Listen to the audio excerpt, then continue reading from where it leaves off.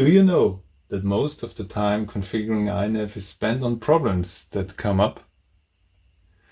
To keep you from some of these problems, I created this video. Hello, I'm John from Road to Rebel. I work with copters, drones and UAVs for about 8 years now.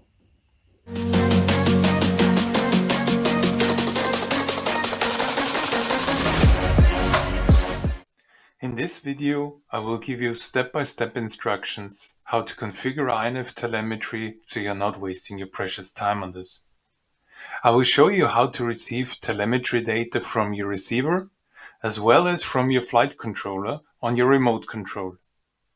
We will also activate sending remote control telemetry data to your flight controller to display this data in the OSD. Okay, so now we are facing the actual situation here. We have our transmitter, we have our drone with the receiver and flight controller built in, and I set up a screen for you to see how it looks like in the OSD. On the transmitter, we are only able to see 10 telemetry data entries, not more. Okay, so all the values from the flight controller are not transferred here. But most of them are displayed here on the on-screen menu. Okay. The other problem we have is that the transmit power, which for me is important to see when the signal needs to be increased, when the signal increases and we are getting to the limits of our range. This transmit power, which is displayed here, is not displayed here. You can see it in the on-screen. Here it says 0, so it's not displayed. So these are two different problems, and we're looking to both of them, how to fix this, how to configure the flight controller that this is fixed, and how to set up the module on the transmitter that the data is properly sent. Okay, so let's have a closer look on which components are involved in this communication to get a better understanding who is responsible for which action. We have the flight controller using INAV. There are connected several attached components like a GPS, a barometer, and we have the output to the OSD, which is giving us parameters within the video feed. On the other side, we have ExpressLRS RX hardware communicating in a bidirectional way with the flight controller. And of course, we have a remote control, also having installed an ExpressLRS module. In my case, it's an external module, but actually this doesn't matter what type of ExpressLRS it is.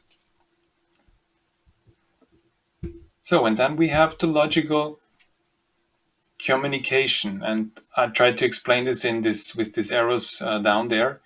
We have information going from the remote control to the ExpressLRS receiver.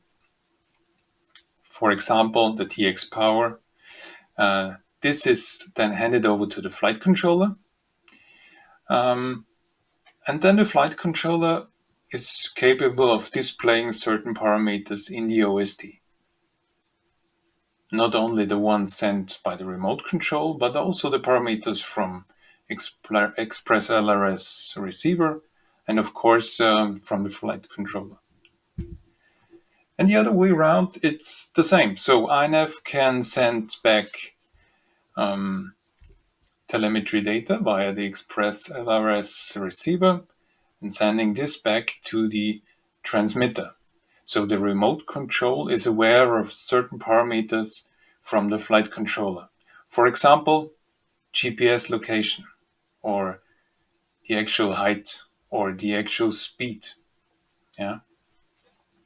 The problem comes up if the remote control ExpressLRS TX does not send the telemetry data to the ELRS receiver, meaning that, for example, the TX power, as you can see here now, is not sent. You will not notice this in the first place, as you're getting the ELRS RX data forwarded to your flight controller. You will see them, and this is fine. It's also displayable in OSD, but not the ones that you sent from the remote control. If you come across this problem, then I will have a solution for you. Okay, so now on the transmitter, I'm starting the ExpressLRS script. You see here we have different options, and here is the switch mode. This thing is important to be set to wide instead of hybrid, because otherwise the module will not send telemetry data to the receiver and then giving it further to the flight controller. The second problem I found was within INAV. I was not able to receive INAV telemetry data via ExpressLRS on my remote control. And this is how I fixed it.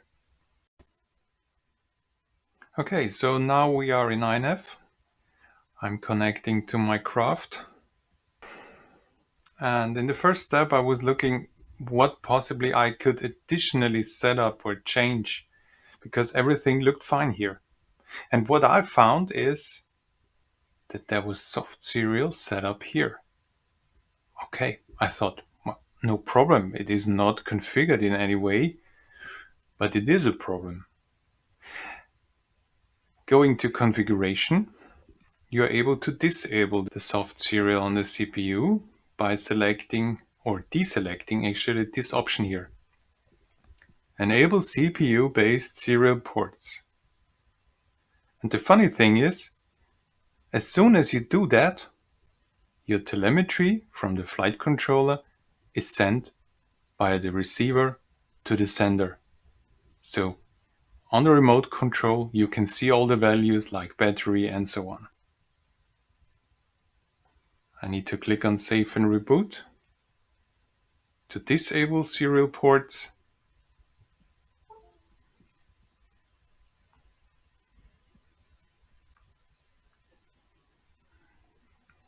And now looking to ports, I do not see the serial ports here anymore, these soft serials. And as soon this was changed, the telemetry data is sent to UART2 and the serial RX.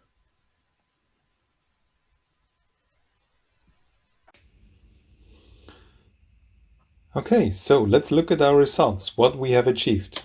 We got here in the on-screen display, we get the transmit power from the transmitter received on the flight controller and displayed it on the on-screen display. And on the transmitter, I'm receiving now full telemetry entries like GPS, receiving quality, the battery, how is the battery status, ground speed, altitude, and all the things that are measured on the drone. Thanks for watching. See you in the next.